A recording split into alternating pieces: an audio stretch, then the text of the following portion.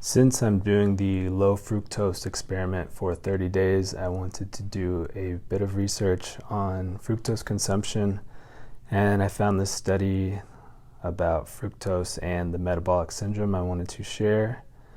The study was done to determine the association of fructose intake and prevalence of metabolic syndrome and its components in Turanian adults.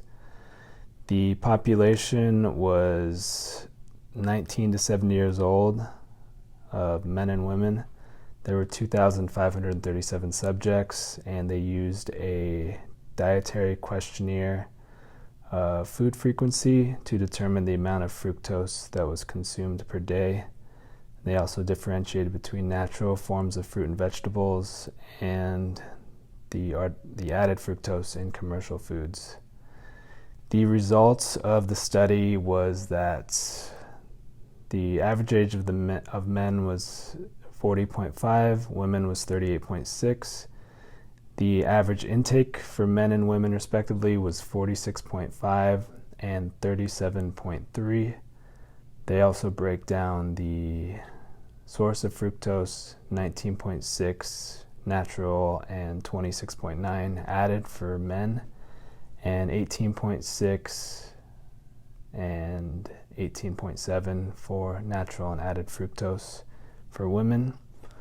They compared those that consumed the lowest amount of fructose with those that consumed the highest, and those that consumed the highest of men and women had 33% and 20% higher chance of having metabolic syndrome, 39 and 20% chance higher risk of having abdominal obesity, 11 and 9% increase in having hypertension, and 9 and 9 higher chance of having impaired fasting glucose. The conclusion of the study was higher consumption of dietary fructose may have adverse metabolic effects.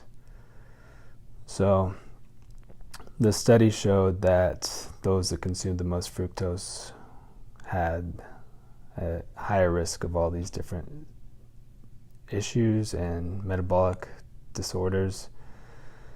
So it's a questionnaire study, so it's not the most accurate for the consumption, but it can be pretty clear that those that consumed more fructose, specifically in the forms of added fructose of processed foods, they had higher chance of having metabolic syndrome, more abdominal obesity, higher risk of hypertension, and higher risk of impaired fasting glucose.